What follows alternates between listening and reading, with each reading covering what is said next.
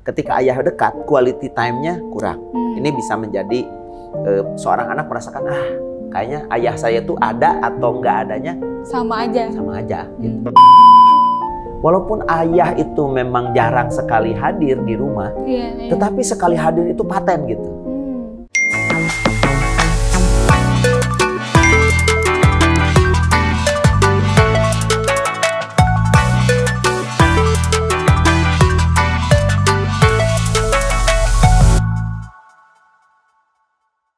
Assalamualaikum warahmatullahi wabarakatuh. Kembali lagi di channel YouTube Klinik Mutiara Cikutra bareng sama Bunga di berbagi sisi episode ketiga.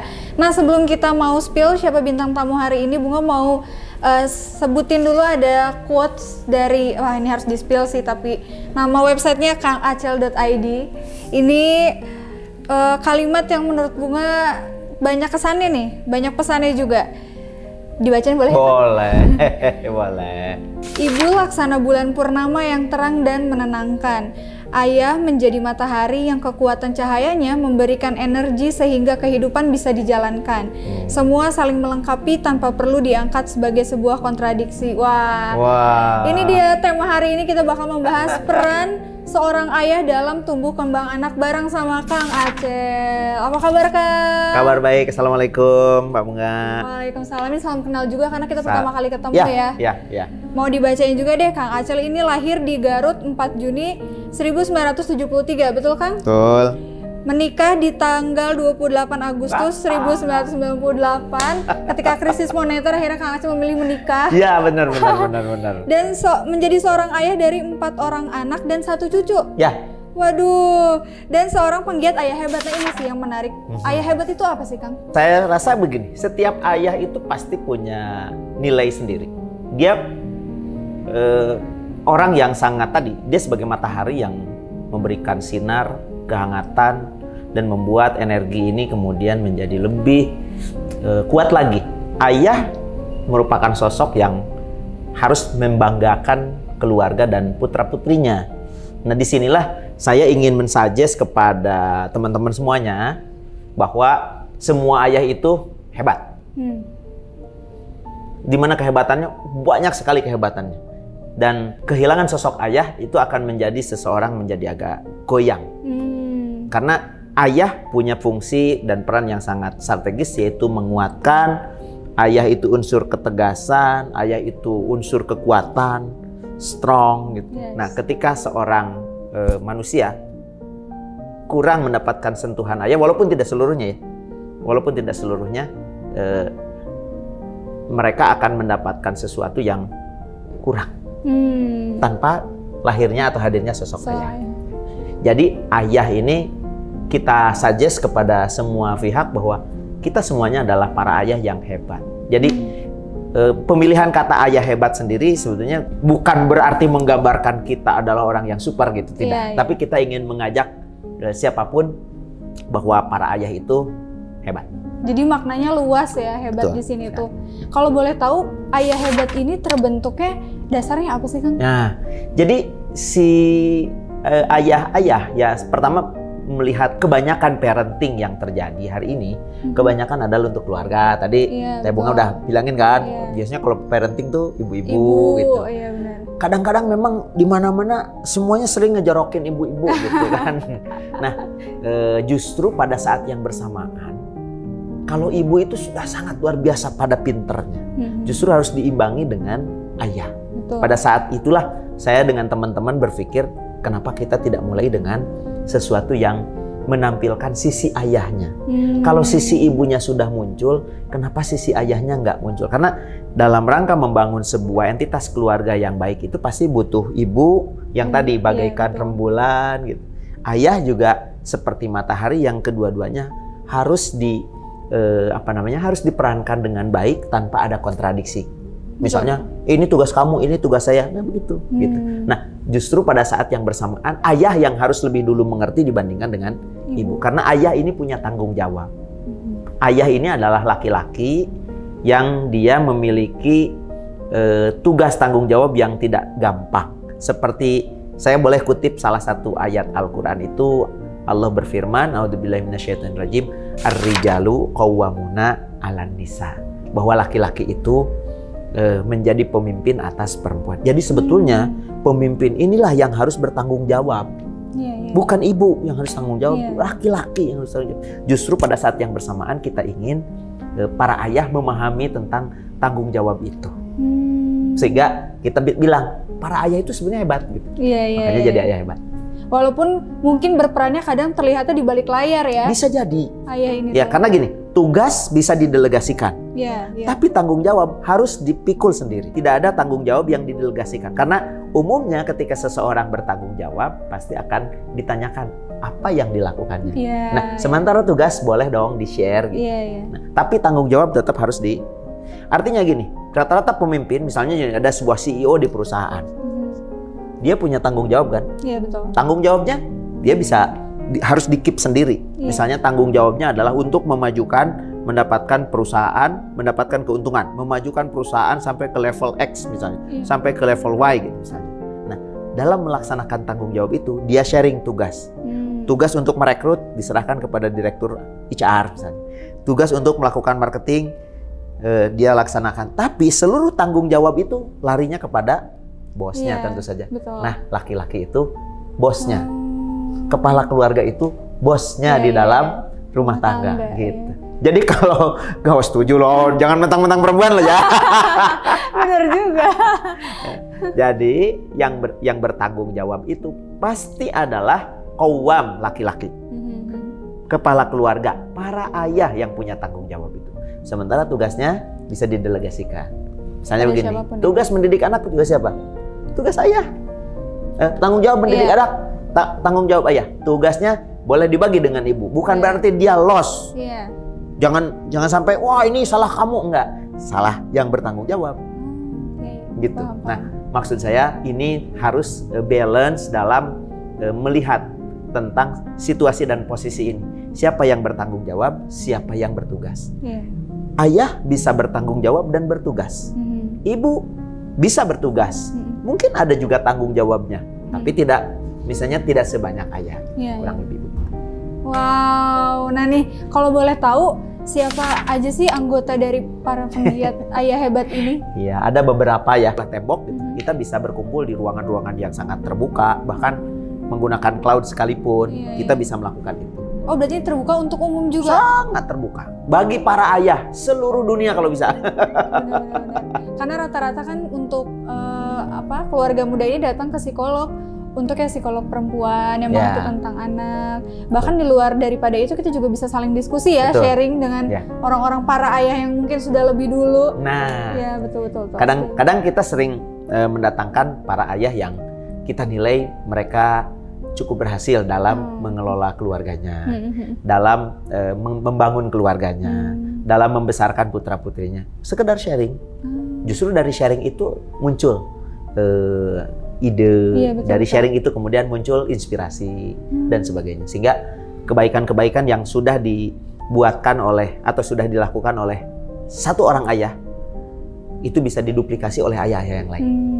Kesuksesan yang sudah dibangun oleh seorang ayah itu juga bisa diduplikasi oleh ayah-ayah lainnya.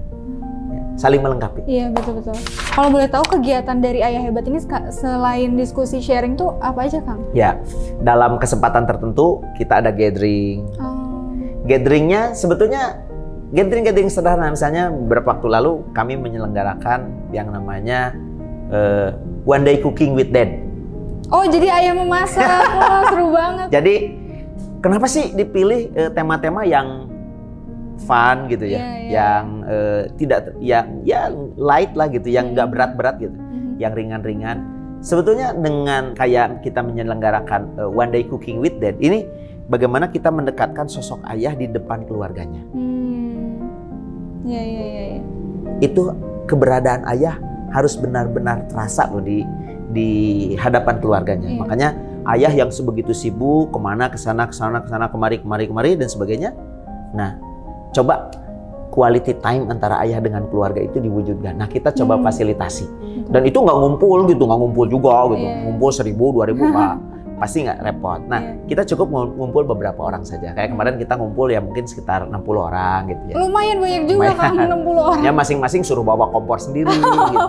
Bawa nasi sendiri, bawa bahan masakan sendiri. Itu yang nyiapin istrinya? Ya, ayah yang iya, kita minta si ayah yang nyiapinnya, beli telur sendiri, pokoknya ayah yang nyiapin semuanya. Nah, si ayah itu kemudian kita di yang live-nya kita ajak masak gitu kan. Yang kemudian anak istrinya juga anggota keluarganya hadir gitu. Nah, setelah itu ayah yang masak, disajikan, dibantulah.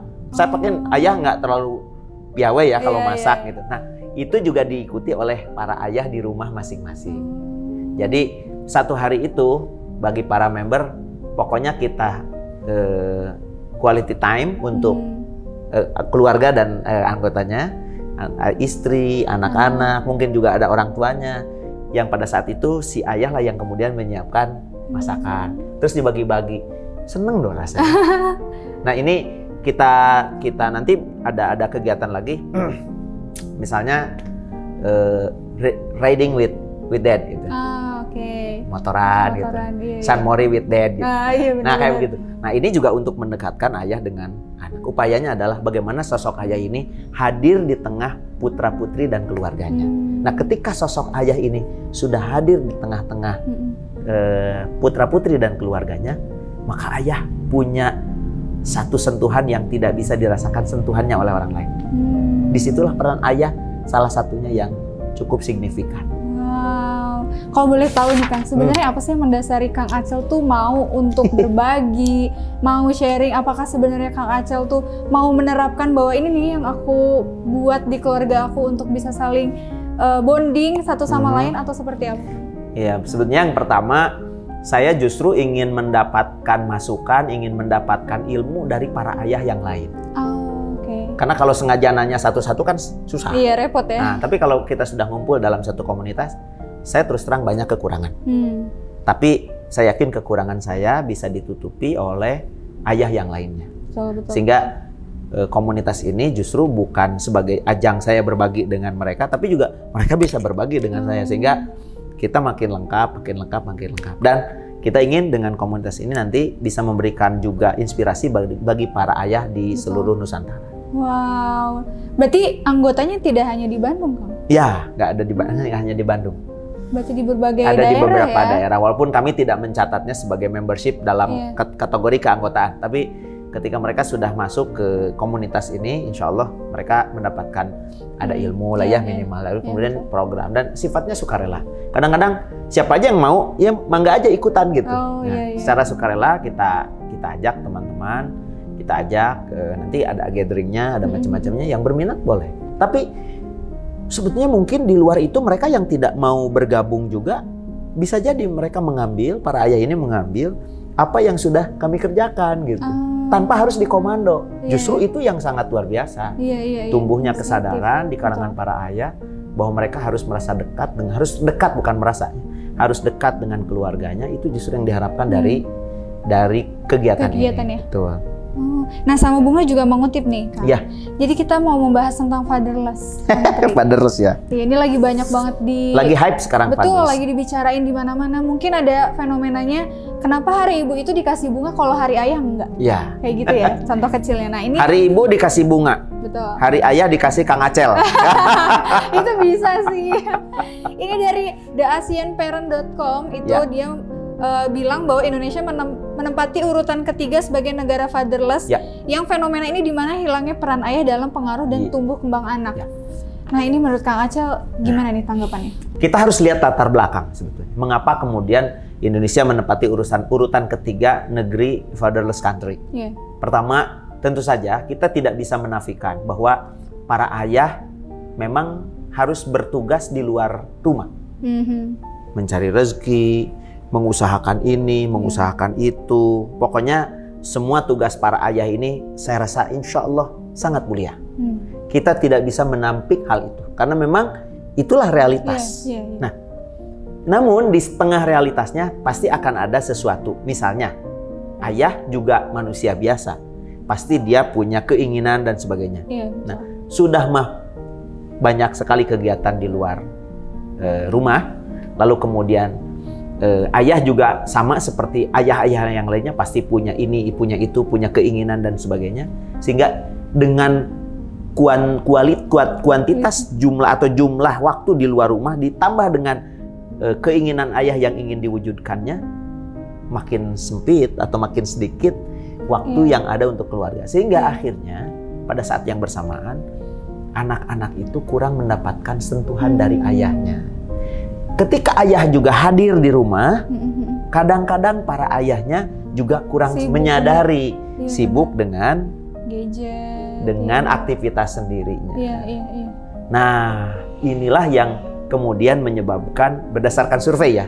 Saya juga tidak mengetahui item-item survei apa aja yang dijadikan sebagai indikator, tapi nggak apa-apa, kita harus terima satu hasil penelitian karena sudah dibuat sedemikian rupa secara ilmiah.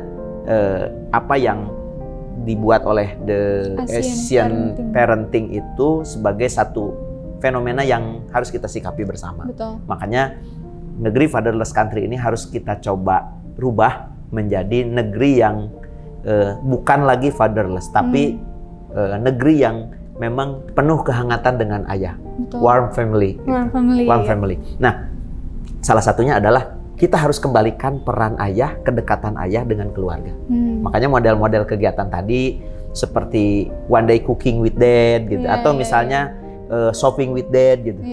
Kan kadang-kadang yang belanja siapa? Ibu sih. Ibu. Nah, sekarang shoppingnya sama ayah gitu. Atau learning with dad gitu. Jadi ada hari-hari tertentu yang kita sampaikan, ayo dong kita belajar sama ayah gitu. Saya juga begitu gitu. Jadi ketika hari-hari biasa saya ketika sedang di luar itu anak-anak belajar sama ibunya, sama istri saya. Nah, pada saat yang ada istri saya sudah bilangin, nanti kamu bilangin sama anak saya, nanti belajarnya sama ayah gitu. Nah, jadi begitu saya datang, ayo kita belajar sama ayah gitu. Justru terjadi kerjasama yang bagus. Pada saat itulah kemudian anak bukan hanya dekat dengan ibunya, tapi juga dekat dengan ayahnya. Sehingga tadi mudah-mudahan dengan cara seperti itu fenomena fatherless country ini bisa dihambat lah gitu. Kenapa kita mengembalikan peran ayah kepada posisi yang sesungguhnya? Iya benar. Karena jangan sampai isu daddy isu juga ini semakin meningkat ya di umur-umur apalagi seperti Bunga yang masih terhitung banyak yang bilang quarter life crisis lah, yang sekarang lagi menginjak umur banyak ya 24 tahun, 25. Betul. Jadi banyak yang baru mau menikah, bahkan ada yang memilih untuk tidak mau menikah karena melihat sosok ayahnya. Itu banyak banget. Jadi akhirnya sekarang Bunga berpikirnya gimana caranya nih untuk si daddy isu ini jangan sampai menyebar luas di sosial, karena itu berpengaruh tentang lingkungannya juga ya. Betul. Wah, ini menurut Kang Acel gimana nih daddy isu di luar nih? Ini isu ini memang harus kita, sekali lagi, isu dan fenomena harus kita sikapi bersama dan menyikapinya bukan dengan apa-apa, tapi dengan kerja nyata. Betul. Harus diperbanyak kegiatan-kegiatan atau event-event atau momen-momen. Mungkin kalau event berbiaya, tapi kalau momen bisa diciptakan kapan saja, di mana saja. Misalnya ketika momen ulang tahun, bagaimana kehadiran ayah betul-betul dirasakan, sehingga walaupun ayah itu memang jarang sekali hadir di rumah, tetapi sekali hadir itu paten gitu. Itu yang menjadikan para anak memiliki kebanggaan kepada ayahnya. Dunia sebetulnya sudah mendapatkan contoh menarik ya tentang orang-orang hebat yang pada awalnya mereka memang tidak interaksi dengan ayah itu tidak terlalu intens. Contoh siapa? Contohnya Nabi Ismail. Di kaum muslimin itu kan ada Nabi Ismail tuh. Waktu Nabi Ismail kecil, Nabi Ismail itu kan disimpan. Di mana? Di Mekah. Nabi Ibrahimnya balik ke Palestina. Sudah berapa lama tuh? Berapa lama? Begitu menginjak usia dewasa, baru Nabi Ibrahim datang lagi untuk menemui Ismail yang peristiwa kurban itu. Nah, apa yang terjadi kepada Ismail kecil? Ternyata Ismail itu mendapatkan sentuhan yang luar biasa. Dari siapa? Dari ibunya. Cuma ibunya pada saat menyampaikan tentang sentuhan itu, dia tidak lupa untuk menghadirkan sosok ayah walaupun jauh. Akhirnya Ismail sebagai seorang nabi, dia layak memimpin dunia sebagai sosok yang memiliki jiwa kelaki-lakian yang hebat, tapi juga kelembutan yang kuat. Nabi kita, Nabi Muhammad Sallallahu Alaihi Wasallam. Nabi kita ini ditinggal wafat oleh ayahnya pada saat beliau sedang dalam kandungan. Artinya ketika lahir beliau sudah tidak punya ayah. Iya, betul. Pertanyaannya siapa yang memberikan itu semuanya? Tetap hadir sosok ayah di situ. Karena ibunya kemudian ibunya ini memiliki pemahaman yang kuat, bagus tentang ayahnya. Beliau kemudian sosok ayahnya dihadirkan, yaitu kakeknya. Iya. Setelah kakeknya wafat, hadir lagi sosok ayahnya, pamannya. Iya, benar-benar. Dan begitulah seterusnya. Sehingga Nabi kita, selain beliau juga orang yang sangat istimewa, beliau termasuk orang yang tidak pernah memiliki kehilangan sosok ayah. Sosok ayahnya hadir tetap. Diceritakan oleh ibunya tentang bagaimana ayahnya, sehingga beliau punya kebanggaan kepada ayahnya. Nah, ini juga peran ayah yang harus disampaikan kepada ibu. Betul, jadi ibu bukan lagi mendowngrade ayah. Iya, benar. Bapak kamu mah datangnya kalau ada butuhnya gitu kan. Nggak begitu kan? Nggak begitu. Iya. Nah, peran ibu juga adalah bagaimana dia mengedifikasi ayah. Maksudnya mengedifikasi ayah itu begini. Dia sampaikan tentang ayahnya.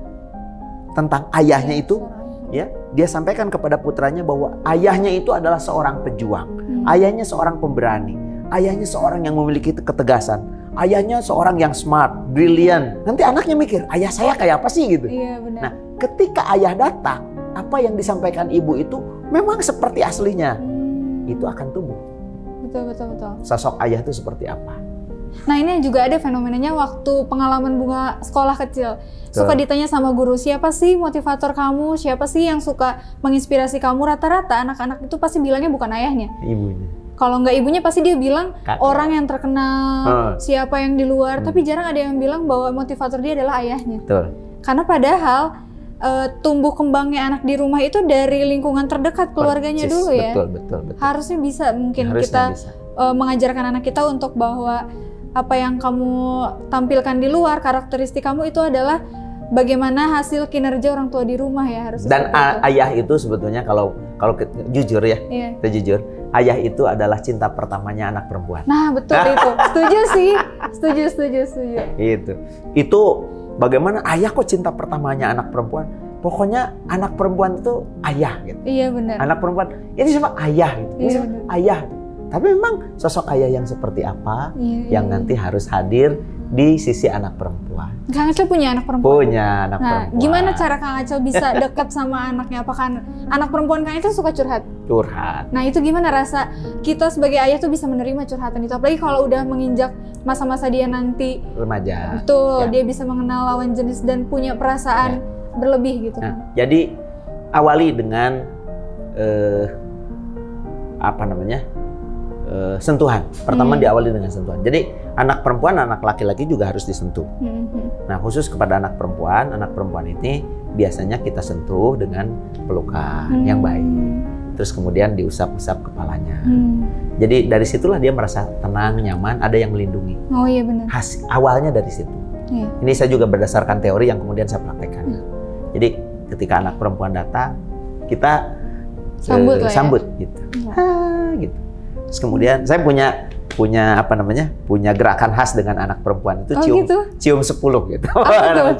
Jadi cium 10 itu 1 2 ya kan. Terus kemudian 3 4 gitu kan. Terus kemudian 5 6 gitu. 7 8 pokoknya semuanya. Nah, 9 10 atas bawah. Jadi mungkin dengan sentuhan kita kepada dia itu akan menjadikan dia merasa nyaman dengan ayahnya. Dan dari kenyamanan itu bisa semuanya nyampe. Dia bisa curhat kepada ayahnya, dia bisa mengadukan kepada ayahnya. Dan memang kita perlu momen-momen khusus ya bertemu dengan ayah anak perempuan ya, ketika dia sedang belajar, bisa sedang di kamar, sedang santai, kita ngobrol aja sambil dipeluk. Like a temen ya? Gitu, like a friend lah gitu. Ada apa hari ini? Apa gimana? Seneng nggak? Tanya aja. Apa aja. Jadi jangan pertanyaannya gimana PR kamu udah selesai. Banyak kan gimana sekolah kamu gimana? Banyak. Ngobrolin aja yang lain. Iya, benar-benar. Gimana? Ada temennya hari ini ada yang nyebelin nggak? Gitu. Iya. Bisa ditanya begitu. Terus Iya. kemudian dia tanya, kamu hari ini kayaknya kelihatan lesu. Ya. Ada masalah di sekolah atau masalah dengan temen? Enggak, pasti nanti pelan-pelan Terbuka akan sendiri, keluar, ya? terbuka sendiri. Asal dimulai dengan kedekatan. Betul. Nah ini sebenarnya kalau Bunga mau tanya, Kang Aceh lebih khawatir ke anak perempuan atau ke anak laki-laki? Atau Wah. sama aja? Sebenarnya dua-duanya khawatir. Oh. Jadi kita tidak bisa membedakan kekhawatiran kepada anak. Bahkan gini, bahkan kepada anak yang sudah menikah juga tetap saja Sama, khawatir. ada rasa khawatirnya? Sama khawatir. Makanya saya baru merasakan, oh begitulah rasa kekhawatiran orang tua saya kepada saya walaupun saya sudah menikah. Iya benar-benar. Tetap saya juga merasakan, oh anak saya gitu. Oh ini. Kekhawatirannya apa? Banyak yang dikhawatirkan. Pertama tentu saja kekhawatiran akan sustainability keluarga dia, kebertahanan keluarga dia. Dan itu saya lakukan kepada anak yang sudah menikah juga saya bertanya. Dari hal yang umum kepada hal yang paling private, saya tanya. Dulu nasihat orang tua saya kalau ada masalah dengan pasangan, jangan kamu share ke yang lain, selesaikan.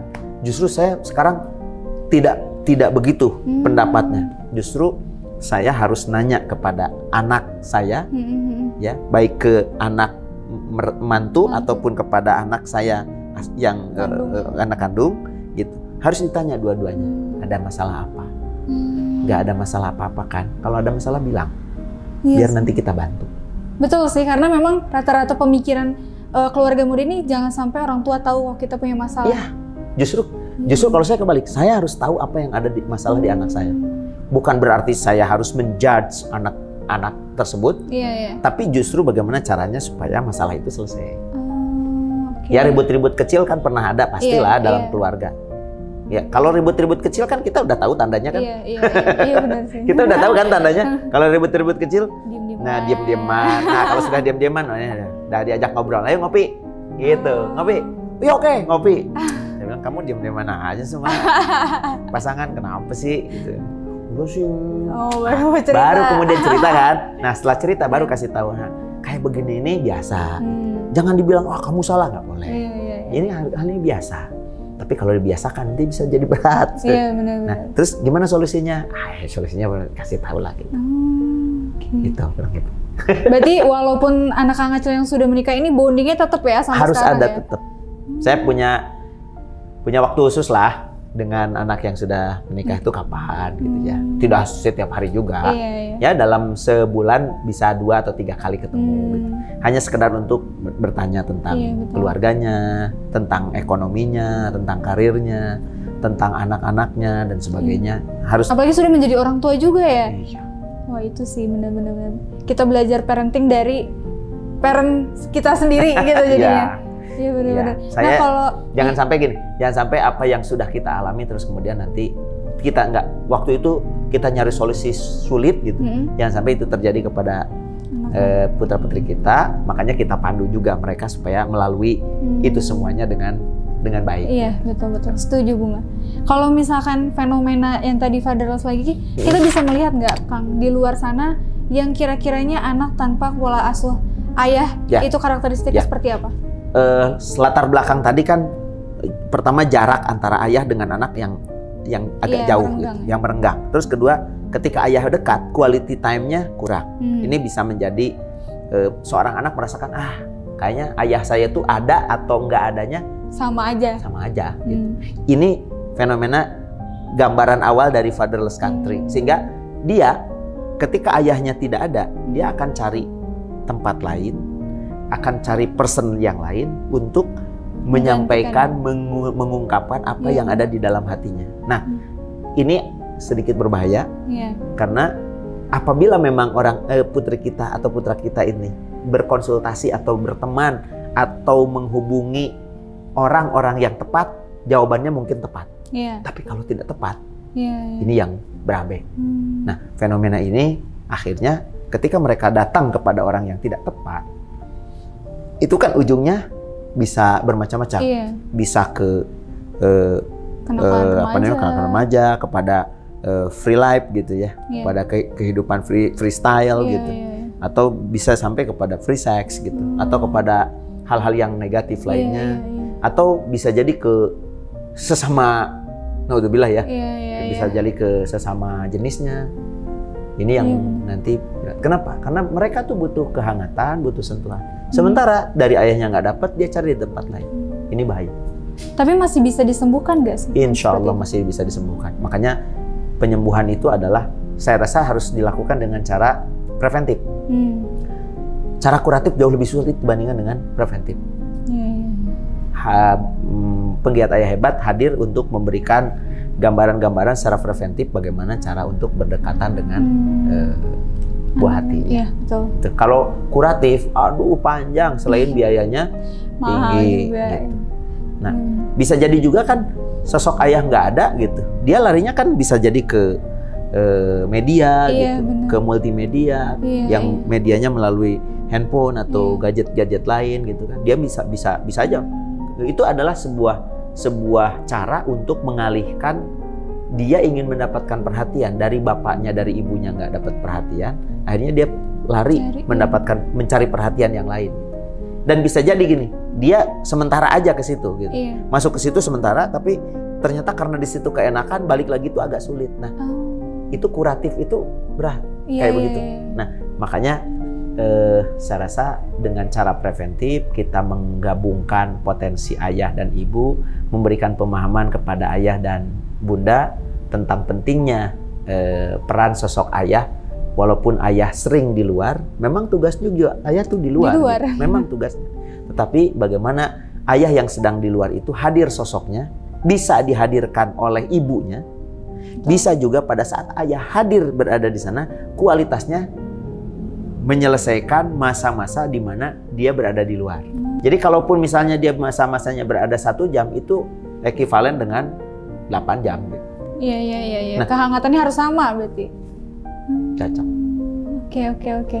Nah, untuk Kang Acal sendiri dan teman-teman yang menonton nih, apa sih pesan Kang Acal untuk ayah-ayah di luar sana yang mungkin saat ini sedang menuju atau sudah punya anak, terkhususnya untuk keluarga muda sih? Ya. Pertama, saran saya untuk para ayah, pertama nambah ilmu ya. Betul. Learning itu penting. Karena kalau tidak salah ada seorang pemikir, Ibnu Khaldun namanya. Kata Ibnu Khaldun, tidak mungkin seseorang melakukan perbuatan kalau dia tidak memiliki ilmunya. Ada saja sih orang yang melakukan perbuatan tidak tahu ilmunya, namanya nekat. Nah, sebelum kenekatan itu terjadi, learning better than tidak belajar sama sekali gitu ya. Learning itu jauh lebih baik, makanya tambah ilmu, karena dengan menambah ilmu kita akan mengetahui apa yang akan terjadi. Ya, dengan mengetahui, dengan ilmu kita bisa memprediksikan apa yang kira-kira akan muncul, dan dengan ilmu kita bisa melakukan apa yang seharusnya kita lakukan. Salah satunya itu. Nah, selain mencari ilmu atau menambah ilmu tentang keayahan, tentang keluarga, tentang kewajiban ayah kepada keluarganya, tentang hubungan di dalam keluarga, perlu juga kita mencari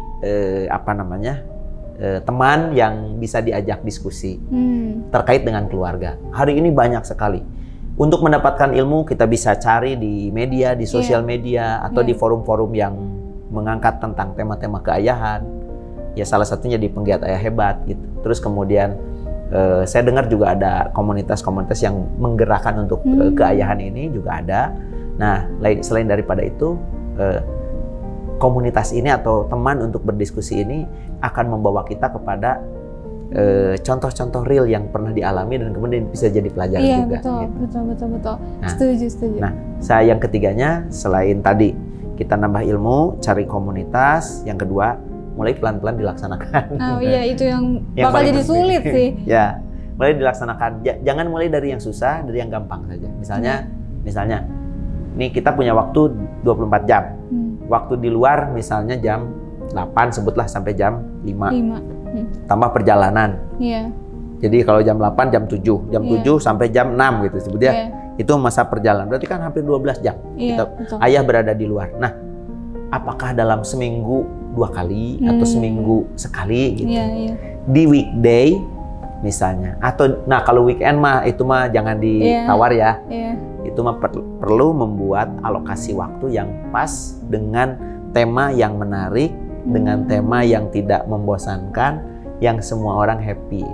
Tadi kayak tadi, yuk kita masak-masak yuk gitu. Hal-hal simple ya yang bisa dilakukan di rumah nah, juga. Saya biasanya kalau dalam sepekan gitu, beberapa kegiatan itu sering dilakukan bersama. Dikontak-kontak dulu anak-anak, hari ini nggak kemana-mana kan, libur kan, aman ya, aman. Kita barbeque yuk gitu. Kita hanya barbeque di depan rumah gitu kan. Bakar-bakar bebek itu nggak perlu harus daging kan. Bisa jagung, bisa macam-macam. Bisa.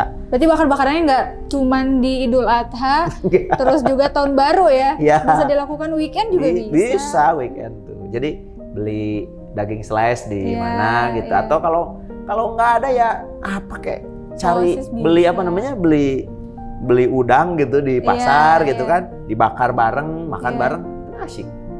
Jadi banyak hal-hal simpel yang bisa kita lakukan, yang itu mendekatkan momen kita dengan anak-anak. Bahkan gini, bisa jadi kita sengaja tidak menggunakan kompor kan, menggunakan arang gitu. Nah, menyalakan arang itu kan tidak semuanya bisa. Nah, disitulah ayah harus menunjukkan kehebatan. Gitu. Bisa jadi ayah bisa show of force gitu di situ. Lihat nih cara menyalakan arang.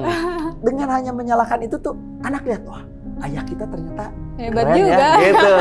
Padahal itu kan nggak kepikir kan, bener. Biasa aja gitu. Bagi kita sih biasa aja, tapi ayah juga harus tahu gimana cara menyalakan arang. YouTubean lah cari nanti, browsing dulu apa segala macam. Nah, sehingga nanti pas pelaksanaannya itu akan wah ayah kita keren. Iya. Wah ini Bunga dapat banyak pelajaran nih, berhubung sama juga keluarga muda yang menuju mempunyai anak, jadi harus tahu gimana cara untuk mendidik anak ini biar kalau nanti udah dewasa pun pengen kayak Kang Acel lah. Bisa jangan kayak saya, banyak ayah-ayah yang hebat ya, harus kayak Rasulullah. Kalau ya banyak. Dekat dulu. Ya yang dekat aja, banyak ayah-ayah hebat ya. Nah itu pesan dari Kang Acel. Terima kasih banyak Kang Acel untuk kesempatannya hari ini. Bunga banyak banget dapat pelajaran dan pengalaman baru juga. Mungkin teman-teman di rumah juga merasakan hal yang sama kayak Bunga ya. Selanjutnya habis ini kita bakal lanjut ke Q&A-nya yang ada di live Instagram. So kita tutup dulu yang dari YouTube. Terima kasih buat teman-teman yang sudah nonton. Jangan lupa di like, comment, subscribe dan juga follow Instagram Kang Acel di Kang.Acel. Kang.Acel boleh. Nanti kalau teman-teman ada yang mau ikutan kegiatan penggiat ayah hebat ini boleh. Mau curhat juga boleh Kang? Boleh di Instagram aja langsung. So sampai jumpa di episode selanjutnya. Terima kasih semuanya.